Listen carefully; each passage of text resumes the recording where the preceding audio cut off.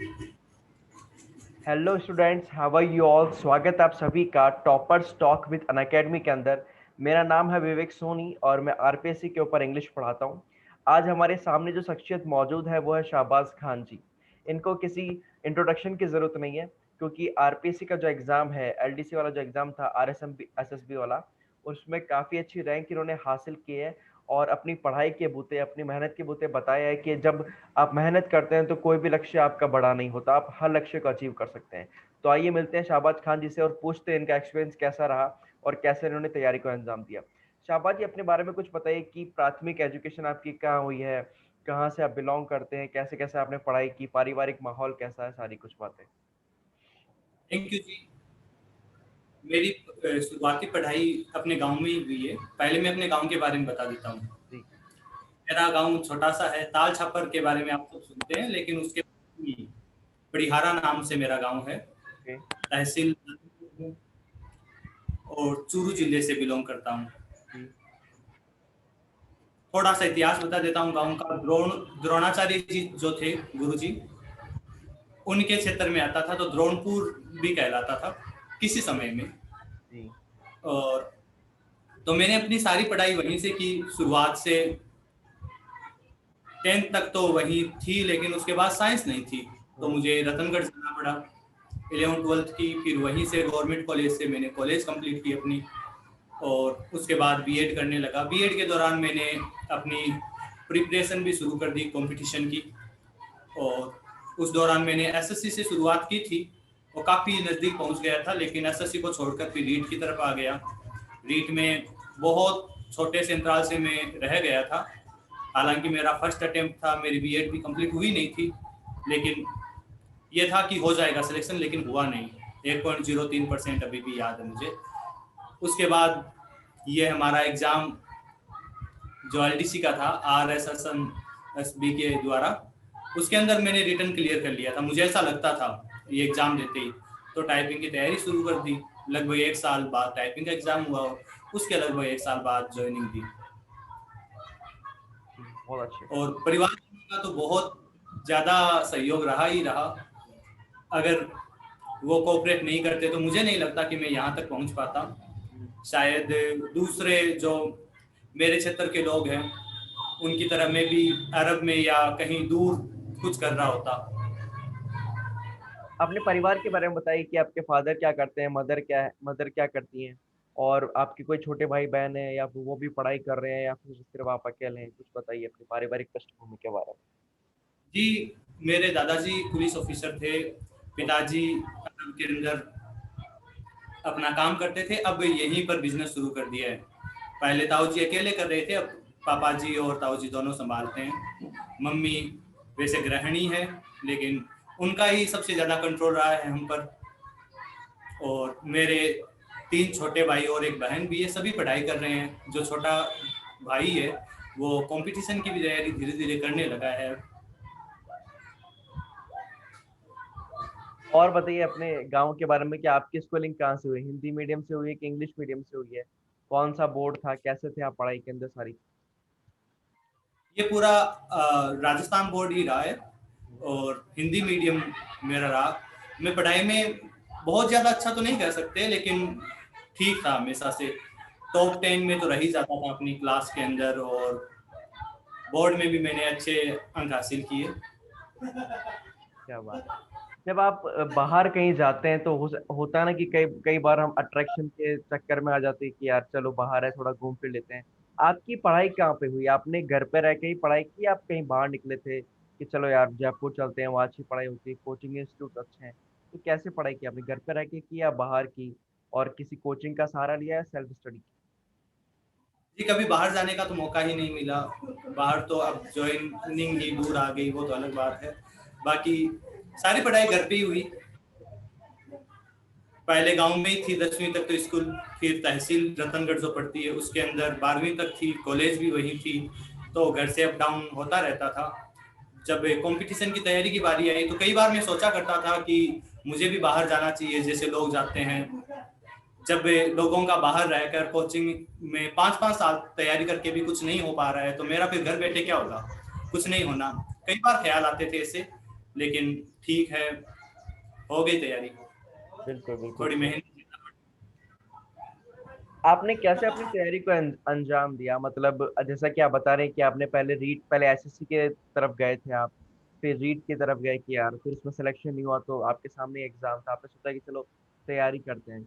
तो वही जो तैयारी थी, लगभग सिलेबस तो सेम आता ही है, कुछ सब्जेक्ट्स एक्स्ट्रा होते हैं जैसे हिंदी है, राजस्थान जीके है, ये सब्जेक्ट एक्स्ट्रा होते हैं। तो इनकी तैयारी आपने कहाँ से की, मतलब बुक्स वगैरह पढ़ी कि ऑनलाइन स्टडी की, कैसे कैसे किया आप?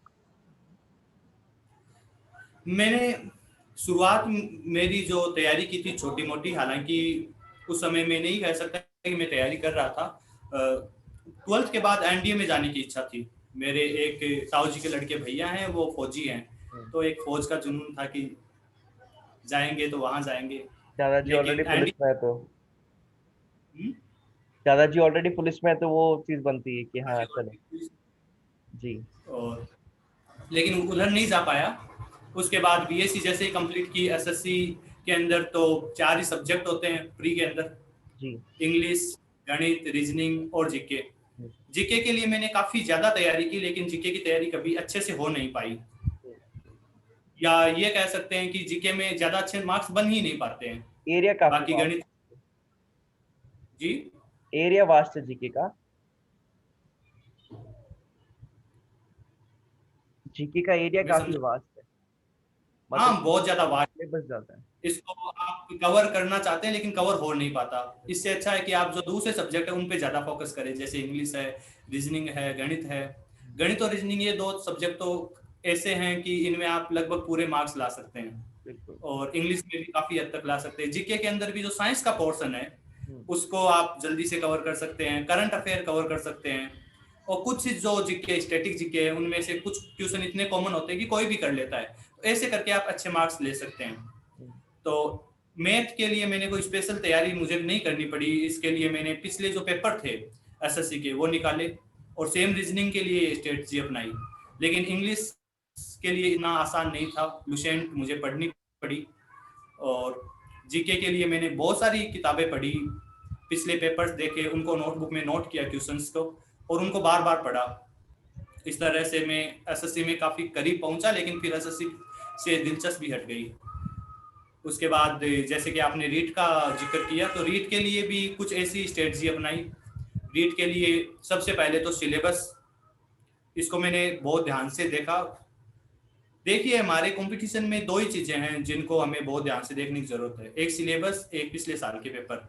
सिलेबस हमें ये बताता है कि ये जो मैदान है उसमें ये चौड़ाई कितनी है, इसकी कहाँ कहाँ से आपके सामने जंगजूट करा सकते हैं। बिल्कुल बिल्कुल। और तो पेपर है वो हमें बताता है कि ये वार कैसे करने वाले हैं यहाँ पर। यानी सिलेबस ये बताता है कि क्या आएगा, और पेपर बताते हैं कैसे आएगा। तो रीट के जो 2-3 मुझे पेपर मिले वो देख लिए मैंने, सीटेट देख लिए थे, सीटेट भी मेरी क्लियर है। और उसके अलावा जो टेस्ट सीरीज मार्केट से मिलती थी वो देख ली थी। ऑनलाइन यूट्यूब पर जहां भी मुझे कोई भी गाइडेंस मिली, वैसे तो कोई गाइडेंस देने वाला नहीं था, तो वहां से मैंने कोशिश की कि मैं कुछ देख पाऊँ कि मुझे कैसे तैयारी करनी है। इसके अलावा जो राइटर्स की बुक मिली मुझे, जैसे साइकोलॉजी के लिए पीडी पाठक को अच्छा माना जाता है, तो मैंने उनको पूरा पढ़ लिया था। तो इस तरह से तैयारी की। उसके बाद जब एलडीसी आई तो उसमें भी यही स्ट्रेटजी रही मेरी। सिलेबस देखा, उसके बाद सिलेबस में जो चीज़ें आ रही थी उनको छोड़ दिया, जो चीज़ें नहीं आ रही थी उनके अंदर मैंने ये देखा कि पिछली बार पूछा क्या गया है। तो जो जैसे क्वेश्चन बन रहे थे उन क्वेश्चंस को निकालना शुरू किया। कुछ प्रैक्टिस सेट खरीद लिए, करीब 10-10 प्रैक्टिस सेट थे दोनों पेपर के, उनको सोल्व किया। और बाय लक मैं चौथी शिफ्ट में था, तो मेरे से पहले जो 3 शिफ्ट थी उनके पेपर मैंने देख लिए। गणित के अंदर वैदिक गणित हमारे जुड़ा हुआ था, तो वैदिक गणित में ये डर लगता था कि कहीं कैसे क्वेश्चन आएंगे पता नहीं, रटा जाता नहीं है, क्या करें। तो फिर जो पिछले पेपर तीनों देखे तो उनसे पता चला कि आप वैदिक गणित के जो सवाल हैं उनको साधारण गणित के हिसाब से सोल्व कर दो, आंसर मिल जाएंगे आपके। तो फिर क्यों, मतलब उनके अंदर सही हम बात। टाइम को बिल्कुल। आप क्या समझते हैं कि जो भी एक व्यक्ति, जो भी एक स्टूडेंट पढ़ाई करता है, उस पढ़ाई के अंदर ऑनलाइन स्टडी का कितना महत्व होता है? क्या आपने भी ऑनलाइन स्टडी की थी, या सिर्फ आप बुक्स के ऊपर निर्भर है कि यार बुक्स पढ़ लूंगा काम हो जाएगा? नहीं, ऑनलाइन स्टडी का महत्व तो होता है, खास तौर पर मेरे जैसे उन स्टूडेंट्स के लिए जो घर से बाहर नहीं निकले होते हैं, उनके लिए तो यही एक दरवाजा है दुनिया को देखने का। और लेकिन इसके अंदर डिस्ट्रक्शन भी बहुत ज़्यादा है। यूट्यूब पर आप जाइए तो वहाँ पर पढ़ाई का वीडियो देखते देखते आप कहाँ कॉमेडी में और फिल्मों में खो जाते हैं, बिल्कुल बिल्कुल। टाइम कंज्यूम हो जाता है आपका। इसका ध्यान रखना पड़ता है हमें। हम्म, यानी आपकी यूट्यूब प्रोफाइल खोले तो आपको पता चलना चाहिए कि बस यहाँ पढ़ाई के अलावा कोई वीडियो ही नहीं मिलेगा, सजेशन में कुछ दूसरा आना ही नहीं चाहिए, तब तो ये मानिए कि सच में पढ़ाई हो रही है। हम्म, और ऑनलाइन का महत्व इस तरह से हम देख सकते हैं कि हम लगातार ऑफलाइन स्टडी कर नहीं सकते, लगातार लिख नहीं सकते, लगातार पढ़ नहीं सकते। तो जब आप थक जाते हैं, जैसे रात को, खास तौर पर रात को जैसे 9 के बाद जैसे जैसे समय चलता जाता है, वैसे वैसे आप फिर स्ट्रेस हट अपने आप जाता है। को नहीं रख सकते, तो आप ऑनलाइन कुछ चालू कर लीजिए। इससे हालांकि आपको शारीरिक रूप से नुकसान होता है, रात को सनसेट के बाद जब हम स्क्रीन के सामने होते हैं ये नुकसानदायक है, लेकिन फिर भी आपकी पढ़ाई के लिए बहुत ज़्यादा महत्वपूर्ण है। ये चीज़ें आपको याद भी रहती है और इंटरेस्टिंग होती है, इसलिए आप लंबे समय तक जाकर पढ़ सकते हैं। इसके अलावा गाइडेंस मिल जाती है, आप लोगों की इंटरव्यू देखिए कि उन्होंने कैसे तैयारी की थी। ये जो आप कर रहे हैं वो काफ़ी अच्छा काम है, इसके लिए मैं बिल्कुल। आपकी सराहना करना चाहूँगा, क्योंकि बिल्कुल। जो आने वाले छोटे भाई बहन हैं उनको बहुत मदद मिलेगी इससे। जी, बिल्कुल सही बात।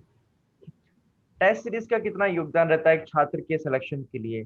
आपने कोई टेस्ट सीरीज ज्वाइन की थी या फिर सेल्फ एनालिसिस करते थे कि यार चलो मैं अपना देख लेता हूँ खुद ही, टेस्ट सीरीज की जरूरत नहीं है? जैसे कई सारे एग्जाम जो उनके अंदर टेस्ट सीरीज का बहुत ज्यादा योगदान होता है, जैसे एसएससी की बात करें हम या बैंक की बात करें, जिनमें टेस्ट सीरीज के बिना आदमी क्लियर ही नहीं कर पाएगा। तो इसमें भी क्या योगदान रहा टेस्ट सीरीज का? टेस्ट दिए आपने या सेल्फ किया? मैं आपको 75% कहना चाहूँगा टेस्ट सीरीज का योगदान। बिल्कुल बिल्कुल। हालांकि ये ज़्यादा लग सकता है, लेकिन ये ज़्यादा नहीं है, इतना होता है। सिलेबस 10%, 75% ये, और बाकी 15% जो बचते हैं वो आपकी जो डीप स्टडी है, हम्म, जो राइटर्स की बुक है या जो दूसरी बुक्स है उनका।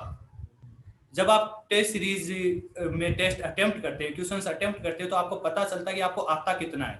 जी और जब उनको करने के बाद आप वापस पढ़ाई करने के लिए जाते हैं तो आपको ध्यान में रहता है कि आपसे क्या पूछा जा रहा है, बिल्कुल। आपसे डिमांड क्या की जा रही है। हम्म, और ये भी ध्यान में रहता है कौन से टॉपिक आपके काफी कमजोर है जिनको आपको तैयारी करने की जरूरत है, और हम्म, कौन से टॉपिक ऐसे हैं जिन पर आप ज्यादा ध्यान देने की जरूरत नहीं है। हम्म, जैसे मैं अपनी बात करता हूँ तो टेस्ट सीरीज जब भी मैं करता था तो सारे सब्जेक्ट लेकर चलता था टेस्ट के अंदर।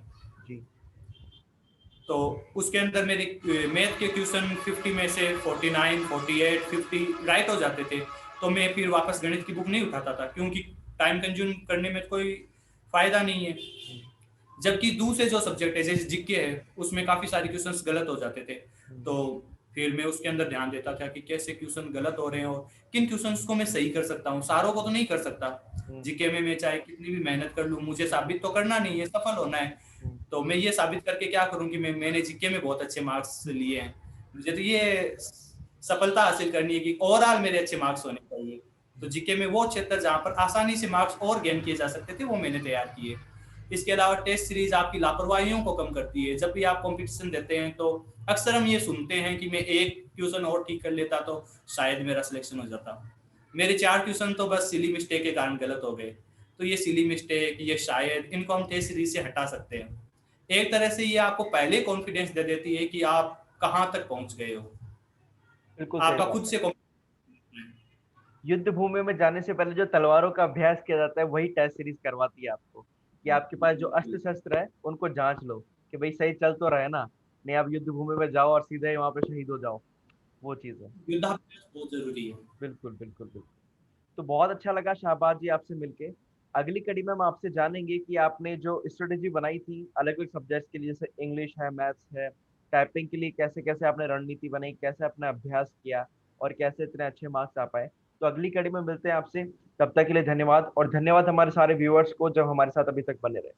धन्यवाद सभी लोगों को। अगली कड़ी में मिलते हैं हम शाहबाज जी से और डिस्कस करेंगे कि कैसे इन्होंने सारे एग्जाम की तैयारी की, इंग्लिश कहाँ से पढ़ी, मैथ्स कहाँ से पढ़ी, टाइपिंग की तैयारी कैसे की और बाकी अन्य चीजें। ठीक है, तो चलते हैं, अगली कड़ी में मिलते हैं शाहबाज जी। तब तक के लिए धन्यवाद। धन्यवाद शाहबाज।